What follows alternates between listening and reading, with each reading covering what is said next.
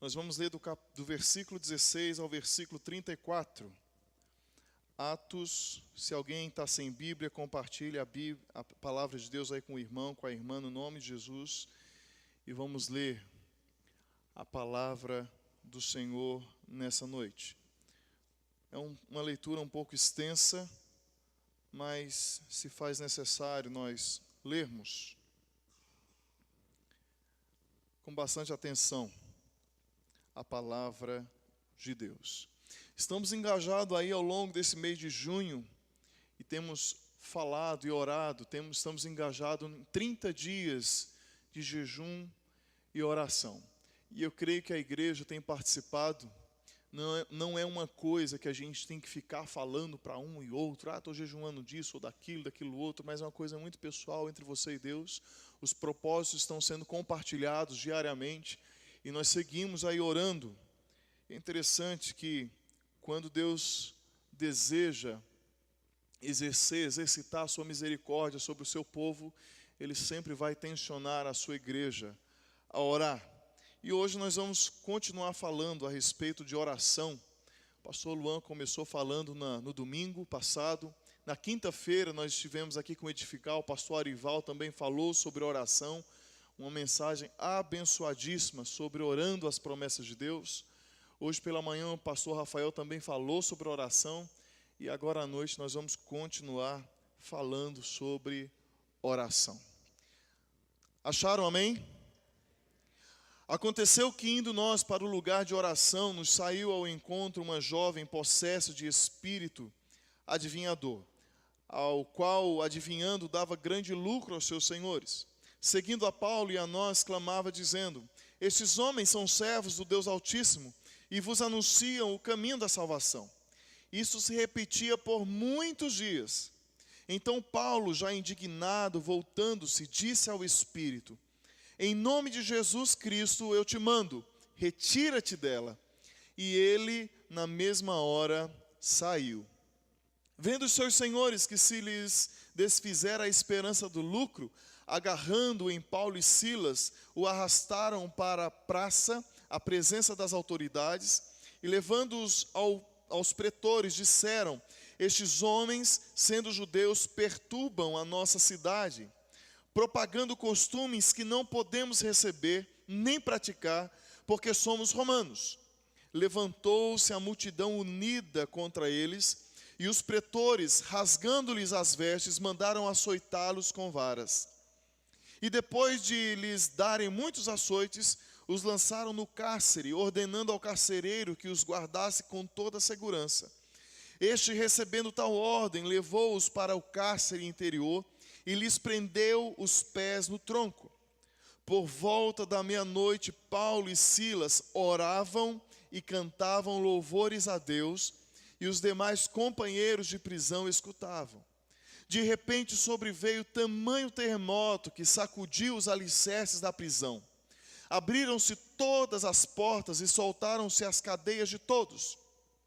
O carcereiro despertou do sono e, vendo abertas as portas do cárcere, puxando da espada, ia suicidar-se, supondo que os presos tivessem fugido. Mas Paulo bradou em alta voz: não te faças nenhum mal, que todos aqui estamos. Então o carcereiro, tendo pedido uma luz, entrou precipitadamente e, trêmulo, prostrou-se diante de Paulo e Silas. Depois, trazendo-os para fora, disse: senhores, que devo fazer para que seja salvo? Responderam-lhe: crê no Senhor Jesus e serás salvo tu e tua casa. E lhe pregaram a palavra de Deus e a todos os de sua casa. E naquela mesma hora da noite, cuidando deles, os lavou-lhes os vergões dos açoites. A seguir foi ele batizado e todos os seus. Então, levando-os para a sua própria casa, lhes pôs à mesa e com todos os seus manifestava grande alegria por terem crido em Deus. A tua palavra é lida, Senhor, e nós tememos e trememos ante a majestade da tua palavra.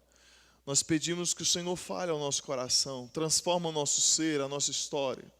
Nós não queremos sair daqui nessa noite, Jesus, sem ser mudado, sem ser tocado pelo Senhor, sem ter a vida transformada pela Tua palavra. Então, no nome de Jesus, nós oramos que os nossos conceitos já pré-estabelecidos sejam desfeitos e que a Tua palavra encontre lugar e guarita em nosso coração.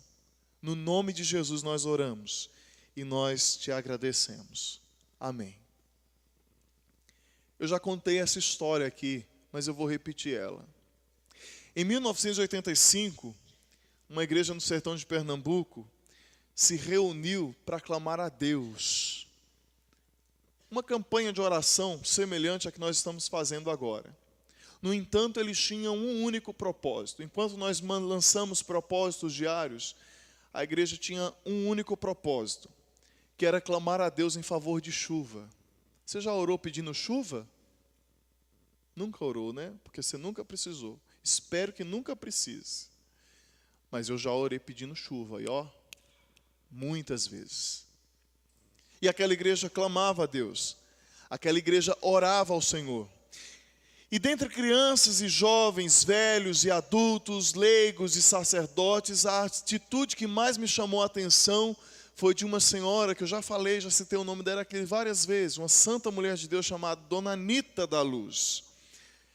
Porque aquela mulher, ela chega na reunião, como uma reunião de oração comum em um dia da semana, e ela chega para aquela reunião de oração, e ela é recepcionada pelo pastor que estava na porta, que falava: boa noite, irmã Anita, paz do Senhor Jesus. Pegou na mão dela. Essa mulher tem muita história, eu vou lembrando da história dela, minha cabeça vai sendo tomada de forma positiva pelas histórias da irmã Anita. E o pastor prontamente cumprimenta ela, ela fala: paz do Senhor, pastor. E o pastor então, um tanto quanto inquieto, fala: ué, irmã Anita, o que é esse guarda-chuva debaixo do braço? E ela responde para o pastor: oxe, pastor, vou falar que nem na minha terra, oxe, pastor, nós não estamos orando para pedindo chuva a Deus? Se a gente está orando pedindo chuva a Deus, por acaso nos está faltando fé? A mulher tinha ido para a reunião de oração com guarda-chuva. A única que chegou para a reunião de oração pedindo em favor de chuva, chegou com guarda-chuva. E não é de hoje que a igreja, ela caminha de joelhos. A oração é o trilho pelo qual a nossa fé caminha. A oração sempre vai ser o caminho pelo qual a nossa fé vai se desenvolver. E se você quiser fazer um diagnóstico da igreja, observe a vida de oração dos seus membros. Se você quiser ver se a igreja está saudável ou não, dê uma sapeada, dê uma olhada na vida de oração dos membros da igreja.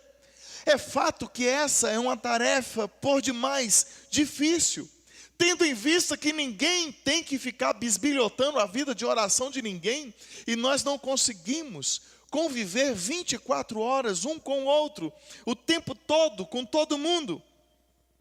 Mas verdade seja dita, que a vida ou estilo de oração de um cristão denuncia, a vida ou estilo do cristão denuncia a sua vida de oração. Observe o esfriamento, a apatia, a rebeldia, a murmuração, o descontentamento, a indisposição. Tá bom a poltrona aí, Marisa? Tá bom? Tá bom a cadeira, Rafael? Você prefere a poltrona? Tá bom o banco aí, Lima? Mas ainda prefere a poltrona. E nós porque eu estou falando isso, são situações onde a gente vai demonstrando e a gente nunca tem contentamento. E por mais que a gente tente de alguma forma viver uma vida com uma certa comodidade, nós sempre buscaremos algum motivo para reclamar da vida ou de algumas situações. E isso, de alguma forma, é um sintoma que denuncia a vida inoperante, infrutífera e falida na oração. Porque quando a igreja se dispõe a realmente orar, quando nós temos a disposição santa de ter uma vida em oração, irmãos, os nossos problemas, Eu não vou falar que eles se acabam ou são minimizados, mas alguém me falou esses dias atrás, nós conseguimos ver o lado bom da coisa ruim. Porque quando a gente tem uma vida de oração manca, desastrosa, nós sempre vamos procurar ver o lado ruim das coisas boas. E as nossas atitudes então vão denunciando o nosso estilo de vida de oração. E como na semana passada, o pastor Luan ele começou a falar sobre oração, e ele abordou o texto de Atos capítulo 12, e ele falou sobre aquele episódio onde Pedro está encarcerado e a igreja está orando, e Pedro então ele é livre, liberto daquela prisão. Hoje pela manhã o pastor Rafael falava sobre o combustível na vida do cristão, a oração, o Espírito Santo como combustível na vida do cristão. E esse mês nós temos abordado essa temática da oração. E hoje eu quero conversar com vocês sobre, pode pôr, Daiane, por favor. Orando segundo a vontade de Deus. Orar segundo a vontade de Deus. E alguns podem estar aí com a interrogação na cabeça, com a pulga atrás da orelha, se perguntando, é possível orar fora da vontade de Deus? É possível orar sem que Deus realmente deseje que nós estejamos em oração? E eu vou deixar o apóstolo Tiago, na sua carta, lá no capítulo 4, versículo 3, lhe responder.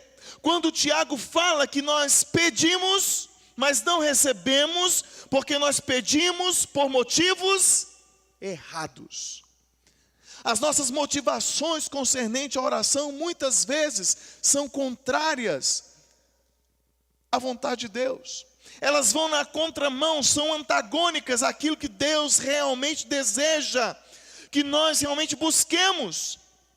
E se você ler um pouco antes, aí no início do capítulo 4 de Tiago, se você ler um pouquinho do final do capítulo 3, você vai chegar à conclusão que Tiago ele faz a seguinte abordagem, que as pessoas, elas viviam em torno dos seus prazeres, dos seus anseios, dos seus desejos, e as súplicas daquelas pessoas que Tiago está exortando, revelam as mais esdrúxulas vontades do anseio do coração humano. É verdade, irmão.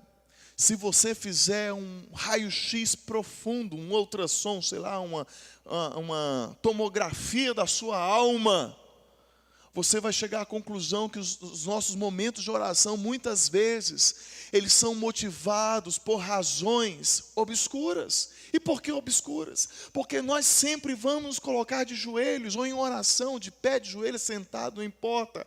Nós sempre buscaremos com o propósito de satisfazer a nossa própria vontade.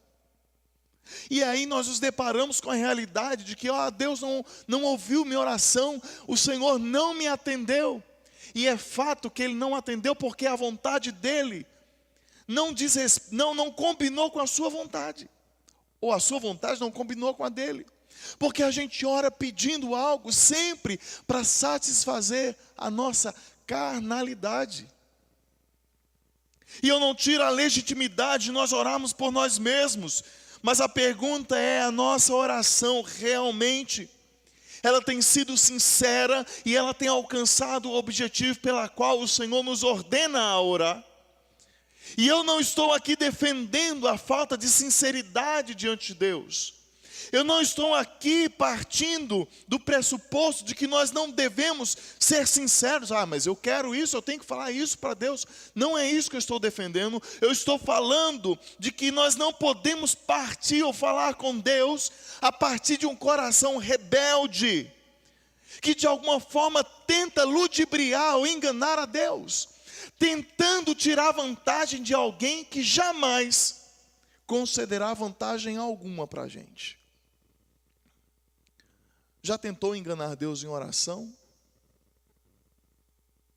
Já tentou falar algo para Deus que não é verdade?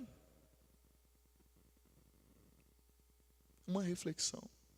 Porque nós somos tentados a fazer isso. Mas é fato que muito do que temos orado é resultado do nosso coração egoísta e desconectado com Deus. Os nossos anseios, os nossos desejos, muitas vezes falam mais alto do que a voz de Deus em nosso coração. E quando eu falo da voz de Deus, eu falo da própria palavra de Deus. O pastor Rafael falava pela manhã, achei muito interessante, e eu acho que você copiou o meu sermão. O pastor Rafael falava pela manhã, e ele abordava sobre que muitas vezes nós encontramos hoje as pessoas decretando algo a Deus. Senhor, eu decreto. Quem é você para decretar? Senhor, eu determino a minha vitória. Quem você pensa que é para determinar a vitória para Deus? Senhor, eu ordeno que a minha bênção vai chegar hoje.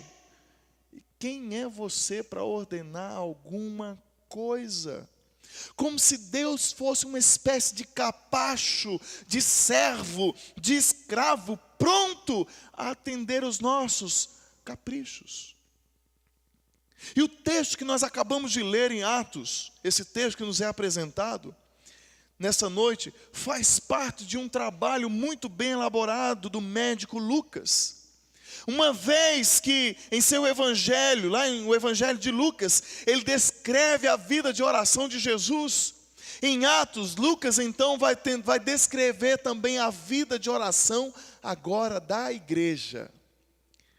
No evangelho, Lucas tem a preocupação, se assim eu vou usar de forma positiva a palavra, em falar, em dissertar a respeito da vida de Cristo. Mas em Atos ele vai abordar a vida da igreja. E nós vamos ver vários momentos aonde a igreja está em oração. Vários momentos aonde o povo que se diz povo de Deus está rendido diante do próprio Deus em oração. De Jesus aos apóstolos, dos apóstolos à igreja, sempre que a igreja avançava no Antigo Testamento, esse avanço era o resultado de uma vida íntegra de oração. Enfermos curados, gente possessa sendo liberta, vidas transformadas, gente sendo redimida, tudo porque a igreja orou. E embora sempre que a igreja orava, a igreja sempre alcançava vitória, só que não entenda essa vitória segundo o parâmetro ou as ideologias que nós temos nos nossos dias. Entenda a vitória segundo o parâmetro ou o discernimento, ou agora sim eu vou usar a palavra, o decreto do próprio Deus.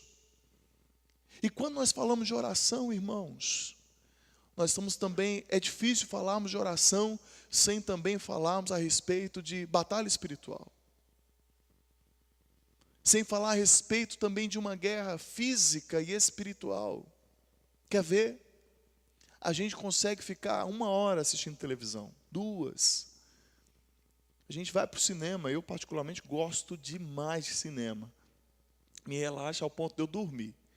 2h30, 3 horas no cinema, uma maravilha. Mas 5 minutos de oração é difícil, hein? É ou não é verdade? Hã? É? 5 minutos de oração é muito difícil. Muito difícil. Eu estava lendo uma pesquisa essa semana, que nós gastamos em média, cada vez que a gente acessa a nossa página ou a nossa timeline no Facebook, nós gastamos em média 20 minutos. Cada acessada. 20 minutos. Então, são 20 minutos na internet. 5 minutos de oração custa demais. As reuniões de oração têm cada vez mais nas igrejas. Tem se esvaziado. Vigília a gente já não ouve falar. Quem é da época de vigília aqui? Ou só eu? Ó, tem bastante gente. A gente já não ouve falar de vigília, de oração. Longe de mim um saudosismo, mas eu não posso pular essa parte. Da época de oração, onde era de 30 a 40 minutos de joelho na igreja, eu era criança. E às vezes meu pai ou minha mãe colocava no banco sentado, ele ajoelhava ali, segurava o molequinho dali e não saía. E ali a gente orava. E eu aprendi a orar ali. Nós não oramos, não ensinamos os nossos filhos a orar. Nós não oramos em família e não oramos com a família. É uma verdade. E é vergonhoso. Eu tenho vergonha às vezes, quando eu estou em alguns momentos com os meus filhos, e eles, ninguém vai orar? Vamos orar? Quando na realidade o primeiro a ter a proação na situação deveria ser Joe. E as crianças chamam. Vivemos uma época que as atividades têm tomado de uma certa forma a nossa vida, que a oração é secundária, isso para não dizer desnecessária. Conta-se a história de um presbítero, que não foi o Josaí, nem foi o seu João Coelho, de um presbítero que chegou na casa do pastor. O pastor saiu, o presbítero falou para ele: pastor, o que você está fazendo? Estou orando. Já que você não está fazendo nada, vamos visitar comigo. É verídico. A vida como ela é. Ela se tornou desnecessária. Martinho Lutero chegou a declarar, em algumas obras nós vamos encontrar, quando ele tinha pouca coisa para fazer, ele orava 2 horas por dia. Quando a agenda de Lutero estava lotada, ele orava 3. Por que, irmãos? Presbítero Ivaldo tem esse hábito, eu acho, essa frase dele, para mim, é impactante. Ele fala, olha, tudo começa no céu, então vamos orar. E a gente perde de vista realmente o sentido da oração. A igreja precisa, dia após dia, resgatar o hábito da oração. E sempre que a igreja ora, Deus deseja exercer a sua misericórdia e a sua fidelidade para com ela. A perseguição, a conversão, o preparo, o envio, a ação contínua. A vida do apóstolo Paulo é o resultado da vontade de Deus que se manifestou por meio da oração dos primeiros cristãos. Quando a perseguição abordou e chegou à porta dos primeiros cristãos, eles oravam. E Deus então pegou o mais sagaz e o mais cruel dos perseguidores, e transformou ele num apóstolo dos gentios. Resposta de oração, irmãos. Se você percorrer esse Brasil de meu Deus, você vai encontrar testemunhos maravilhosos de gente que perseguia a igreja, e que a igreja orou e Deus salvou. E Deus salvou. Aí eu olho para o nosso país, estaria o Brasil completamente perdido? É fato que o mundo caminha de mal para pior, mas nós estamos falando do evangelho sendo pregado. Se você acompanhou os jornais dessa última semana, você com certeza ouviu falar das pesquisas quanto às intenções de voto para a eleição deste ano. E o povo está apavorado, polvoroso. Por quê? Porque os candidatos a candidatos, né? E muitos confiam em A, em B, em Ciclano, em Beltrano, e as pessoas estão discutindo, e como é. E aqui eu não estou abordando ou defendendo a alienação do quesito, mas eu falo que a gente tem perdido realmente de vista a ponta de lança, o ato principal da nossa fé. Independente se é A ou se é B, se é Ciclano ou Beltrano, a nossa primeira ação deve ser em oração diante do Senhor. E durante o mês de setembro nós vamos pregar só sobre política aqui na igreja, porque tem eleição. E a igreja precisa voltar com responsabilidade diante de Deus, em oração. Guarde isso aí. Então, irmãos, antes de qualquer comentário, antes de levantar qualquer estandarte, dobre os seus joelhos diante de Deus. Pergunte ao Senhor se esse seu candidato realmente está de acordo com a sua vontade. Se Deus lhe responder que não, Deus derruba quem for de candidato e levanta quem tem que levantar. Mas a nossa oração, a nossa perspectiva não deve estar em homens, deve estar alicerçada em Deus. E o povo perece, porque os ímpios governam. E os ímpios governam porque a igreja não ora. Porque a igreja não se envolve, a igreja não participa.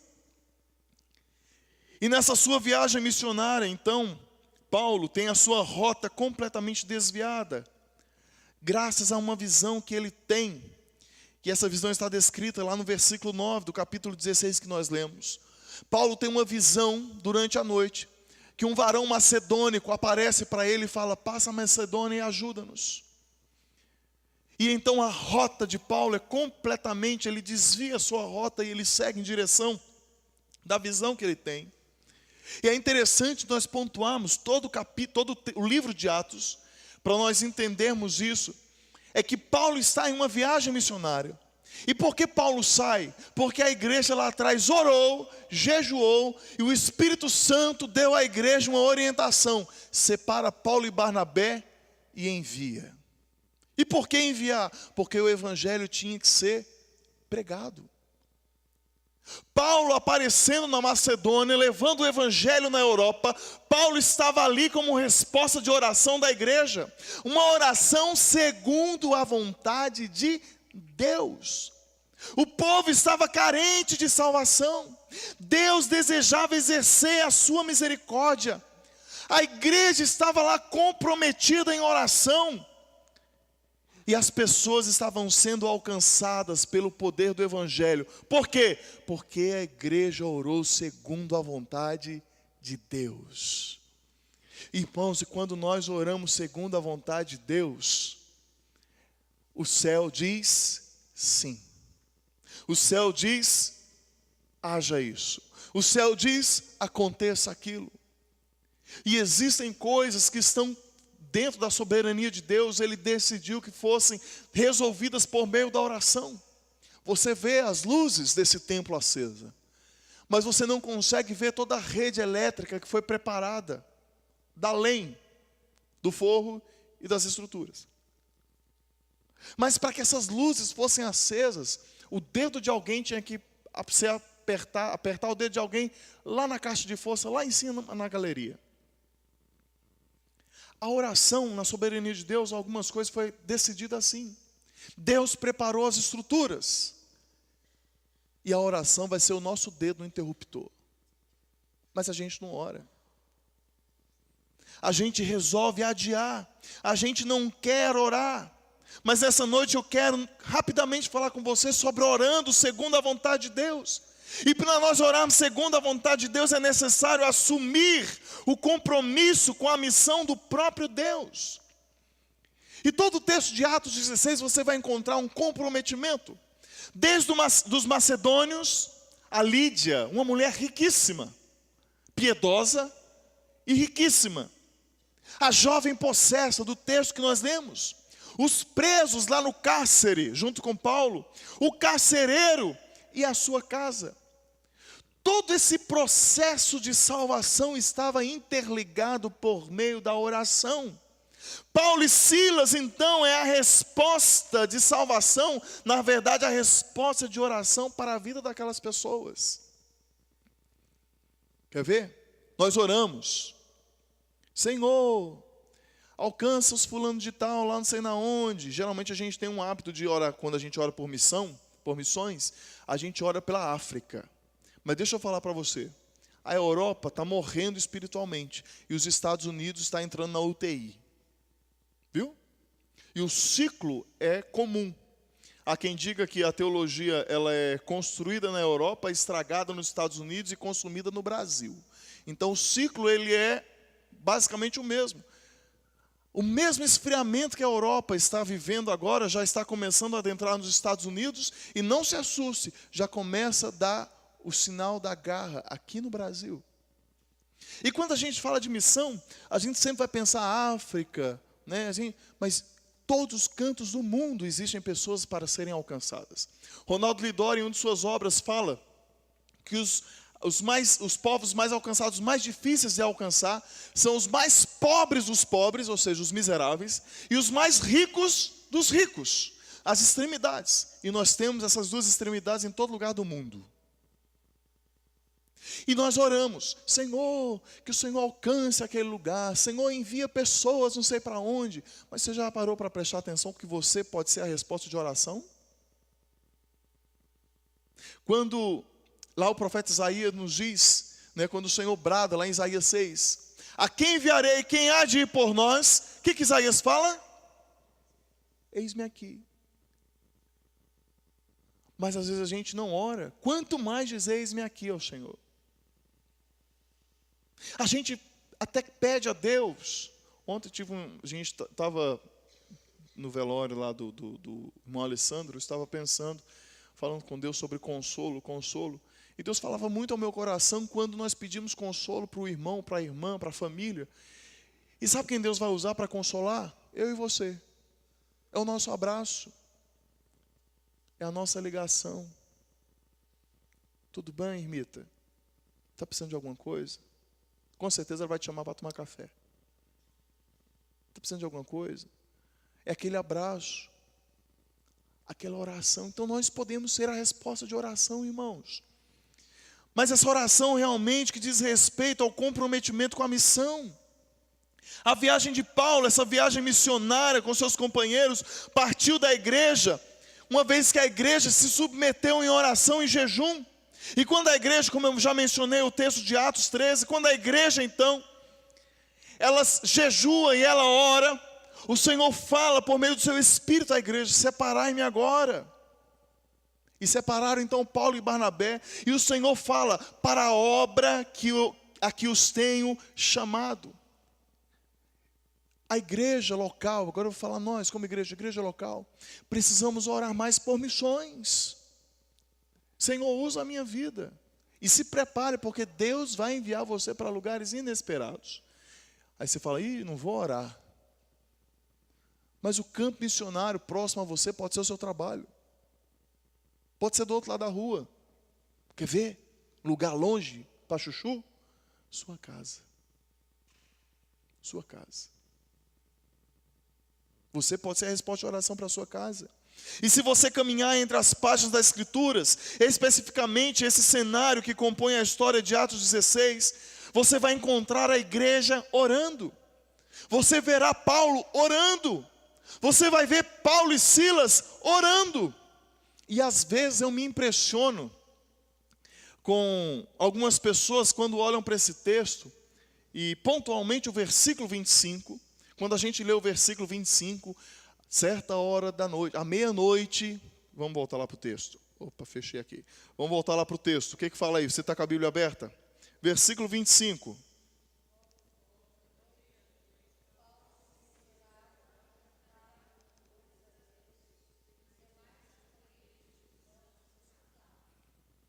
Aí, tá vendo? Só que a gente olha e vê que à meia-noite Paulo e Silas estavam orando e cantando. Mas a gente só repara que Paulo e Silas cantam, mas não que eles oram. E tem música, inclusive eu tenho até uma composição em cima desse texto, a partir da canção, da música, do cântico de Paulo e de Silas.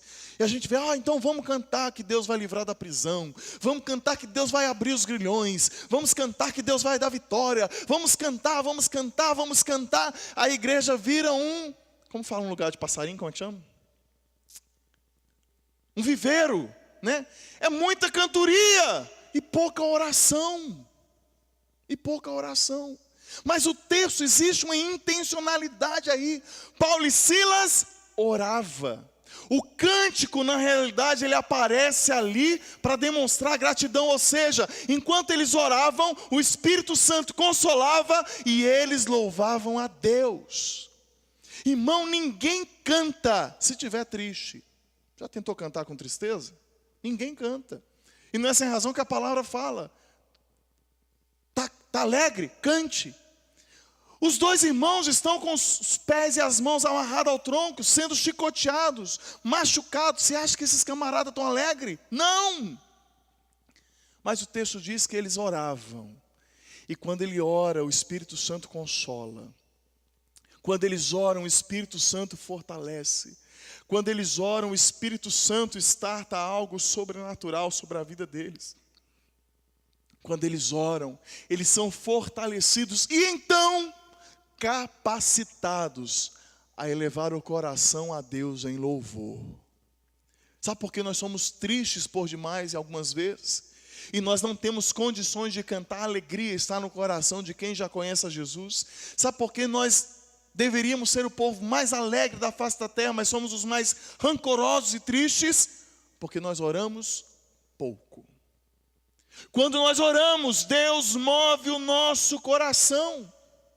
E dentro do texto nós vamos perceber que a oração fazia parte da fórmula poderosa de libertação de Paulo e Silas. Eu estou numa situação difícil, eu vou colocar lá o hino da vitória de Cassiane, e eu vou cantar e a situação vai melhorar. Nada contra o hino da vitória de Cassiane, mas a gente faz isso. Eu estou numa situação difícil, eu vou cantar, deixa eu lembrar outra, Paulo e Silas de Cristina Mel.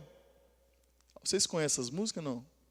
Ninguém conhece? Quem conhece, levanta a mão, só para me saber. Estou sozinho não.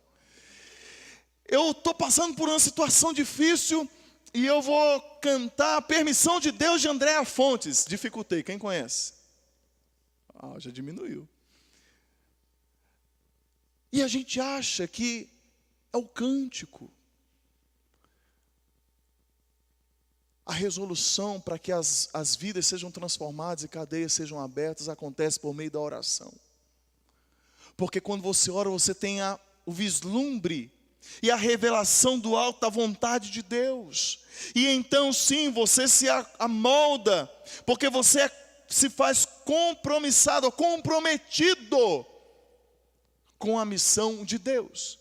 Porque afinal de contas, a Mission Day, a missão de Deus, é a missão da igreja. O chamado de Deus é o chamado para a igreja. Do navio à terra seca, da casa da mulher, da alta sociedade à jovem explorada nas ruas, da Inquisição em praça pública ao cárcere, Paulo e Silas passou e suportou cada uma dessas situações, porque eles tinham um comprometimento com a missão de Deus. E só consegue resistir às adversidades aqueles que estão comprometidos com a missão. Se eu não for alguém comprometido com a missão de Deus, eu estou fadado à falência espiritual.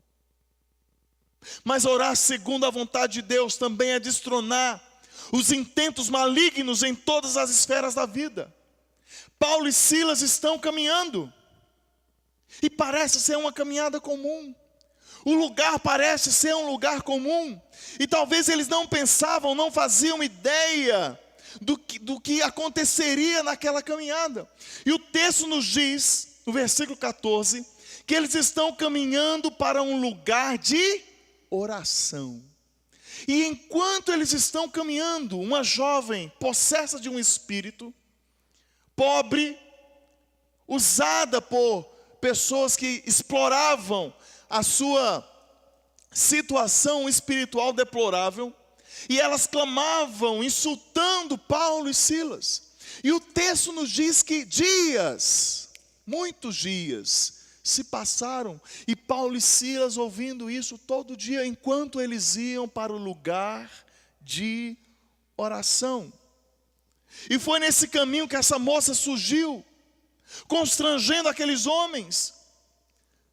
Mais do que isso, foi no caminho de oração de Paulo e Silas que eles perceberam que aquela força era usada terrivelmente pelo diabo e seus comparsas.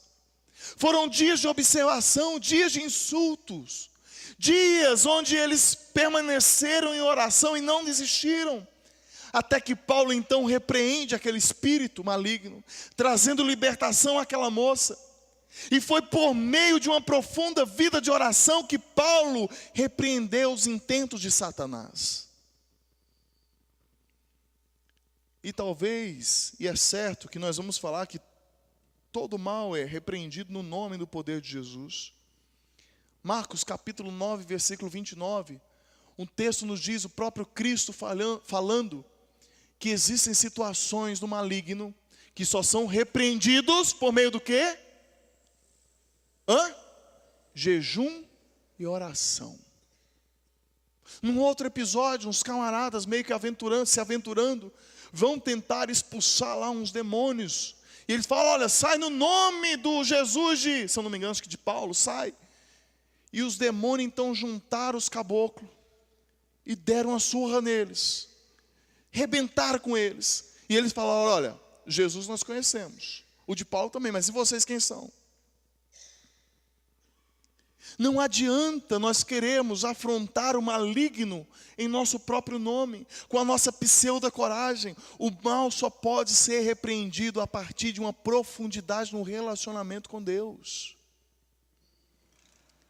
E nós vamos encontrar pessoas, famílias, isso para não dizer inclusive grandes comunidades, sendo manipuladas pelo maligno, porque falta profundidade na vida de oração. Falta profundidade no relacionamento com Deus. Falta veracidade da vida com Deus. E Paulo então, ele percebia, naquele momento ele repreende aquele espírito daquela mulher. E não apenas isso, ele traz sobre si as consequências. Uma vez que agora os inquiridores, ou aqueles que usavam daquela moça para lucrar em cima dela, eles lançariam Paulo e Silas agora no cárcere. Mas havia uma vida de profundidade na espiritualidade, na vida com Deus. Ninguém, em absoluto, terá intimidade, vai se relacionar com Deus sem vida de oração. Todas as vezes que você decidir algo, tiver que decidir algo, que você tentar se relacionar com alguém sem o filtro da oração, você vai se frustrar e você vai frustrar pessoas. Fale com alguém sem oração. E talvez você fale, mas pastor, como que é esse negócio? Então tem que viver em oração? É. Porque a oração não se limita apenas ao quarto em secreto. Oração diz respeito ao estilo de vida. E o apóstolo Paulo nos fala em uma de suas cartas: orai sem cessar. Orai sem cessar. Quando oramos, nós não mudamos o coração de Deus, mas o nosso coração é mudado. Porque o poder não reside em quem ora, o poder reside em quem ouve e responde à oração. E o nome dele é Jesus. Precisamos urgentemente entender que quando nós oramos segundo a vontade de Deus, nós temos essa missão de destronar as hostes malignas, de intervir no mundo espiritual, de romper com toda essa situação. E talvez alguns até se sintam um pouco, tenham dificuldade para ouvir a respeito disso, mas batalha espiritual não é algo que a Bíblia esconde, trata com muita propriedade. É claro que temos que tratar da maneira certa, mas a Bíblia fala a respeito disso. E nós não podemos brincar, não podemos nem superestimar o diabo, nem subestimá-lo. Temos que dar ao diabo o lugar que lhe é devido, e isso acontece por meio de vida relacional profunda com Deus. Orando segundo a vontade de Deus, também acomodar-se a toda e qualquer situação, crendo que Deus sempre fará o melhor segundo a sua vontade. A libertação daquela moça custou caro para Paulo e Silas, além da zombaria pública, que foi algo inevitável. O cárcere foi um destino certo para aqueles homens. O tronco, as chibatadas eles receberam isso como um brinde, uma vez que eles foram lá e libertaram no nome de Jesus aquela moça. Esse cenário não poderia ser mais estarrecedor. E Paulo e Silas poderiam estar ali na prisão, encarcerados, com mãos e pés amarrados ao tronco, e eles poderiam estar reclamando. É certo que eles poderiam, mas não fizeram. Se fosse eu e você no lugar de Paulo, com certeza nós diríamos o seguinte: os nossos planos foram frustrados. Mas é certo que nós não estávamos lá e eles não pensaram assim. Não foi desse jeito que eles pensaram. O que eles fizeram? Eles oravam. E quanto mais eles oravam, eles cantavam. E quanto mais eles oravam, eles agradeciam. E quanto mais eles oravam, eles louvavam. E quanto mais eles oravam, eles adoravam a Deus. A oração sempre vai preparar o nosso coração para se acomodar à vontade de Deus. Porque existem situações difíceis que nós somos colocados, que talvez você olhe e fale, puxa, que dia difícil, que há adversidade. E você não tem um entendimento daquilo que Deus está fazendo. E quando a gente ora, a gente tem a mesma posição, ou pelo menos a mesma profissão de fé de Jó. Deus deu, Deus tomou, e adaptando, Deus fez. Bendito seja o nome do Senhor. Precisamos orar mais, irmãos. Precisamos orar mais. Como igreja, nós precisamos urgentemente nos arrependermos dos nossos momentos onde nós poderíamos orar, falar com Deus, mas nós preferimos criticar, nós preferimos esnobar, nós preferimos afrontar, nós preferimos escarnecer, ignorar. Mas Deus nessa noite nos convida a um sério comprometimento com Ele, por meio da vida de oração. Eu quero chamar o louvor para cá e nós estamos encerrando. Eu creio que tudo é possível. É certo, irmãos, que Deus pode fazer e Ele vai fazer coisas extraordinárias, maravilhosas, segundo os seus desígnios, neste lugar, na sua vida, na sua casa, no meio da sua família. Mas Deus resolveu, por meio da sua soberania e desígnio, fazer essas coisas por meio da oração. Feche seus olhos. Não vou te convidar aqui na frente, mas o apelo é simples. Se você deseja se comprometer hoje, Deus, eu quero me comprometer profundamente a ter uma vida de oração a partir de hoje. Se você tem vivido uma vida mediana, isso para não dizer medíocre na oração, eu quero convidar você, desafiar você a se comprometer no dia que se chama hoje. Eu vou orar mais. Eu vou investir mais tempo. Eu terei compromisso. Eu vou orar. Eu vou orar.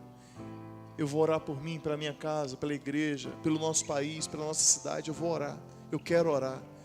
E Deus vai startar algo maravilhoso na sua vida, no nome de Jesus. Se você se sentiu desafiado e deseja fazer isso em sua vida, vou cantar um trechinho dessa canção. E você vai se colocando de pé e nós vamos orar logo após esse momento. Eu creio que tudo é possível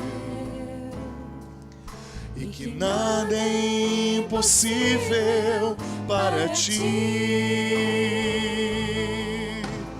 Basta uma palavra sua, os montes se removerão. Eu creio que tudo é possível. Eu creio que tudo é possível. Nós cremos por meio da oração e que nada é impossível para ti. Basta uma palavra tua, os montes se removerão.